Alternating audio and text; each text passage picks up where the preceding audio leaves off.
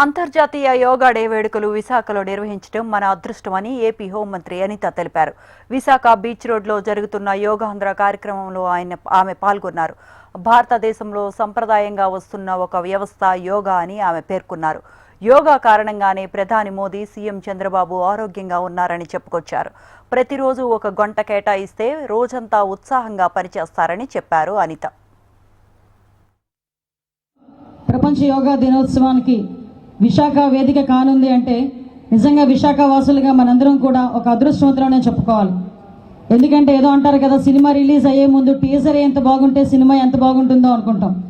అదేవిధంగా ఈరోజు మా పోలీస్ వ్యవస్థ, అదేవిధంగా నేషనల్ నేవల్ కమాండెంట్, నేవీ, అదేవిధంగా గ్రేహౌండ్స్ వాళ్ళు, battalions, city police, Anakapalli police and Vizianagaram police, రాష్ట్ర వ్యాప్తంగా ఉన్న పోలీస్ డిపార్ట్మెంట్లో అందరూ కూడా ఈరోజు యోగాని ప్రమోట్ చేయడానికి, అంతర్జాతీయ యోగా దినోత్సవం సందర్భంగా అందరూ కూడా యోగాలో మేము పాలు పంచుకుంటున్నామని చెప్పడానికి ఒక మంచి ఈవెంట్ని ఈరోజు ఈ విశాఖ సముద్ర తీరం వేదికగా ఏర్పాటు చేసినందుకు ప్రత్యేకంగా కలెక్టర్ గారికి ధన్యవాదాలు, నమస్కారాలు తెలియజేసుకుంటూ, ఈ కార్యక్రమాన్ని నిర్వహించిన మా డిఐజీ గారికి కూడా ప్రత్యేకంగా ధన్యవాదాలు తెలియజేసుకుంటూ, మా సిటీ పోలీస్కి, అదేవిధంగా ఈ కార్యక్రమానికి నాతో పాటు ముఖ్య అతిథులుగా విచ్చేసిన పెద్దలు గౌరవనీయులు ఇన్ఛార్జ్ మంత్రివర్యులు బాల వీరాంజనేయ స్వామి గారికి, అదేవిధంగా ఎమ్మెల్యేలు గణబాబు గారికి, విష్ణుకుమార్ రాజు గారికి, ఎమ్మెల్సీ చిరంజీవి గారికి, అదేవిధంగా పెద్దలందరికీ కూడా పేరు పేరున ఎక్స్ఎమ్మెల్సీ దువ్వూరు రామారావు గారికి, గండి బాబ్జీ గారికి, జేసీ గారికి, అందరికీ కూడా పేరు పేరున ధన్యవాదాలు, నమస్కారాలు తెలియజేసుకుంటూ,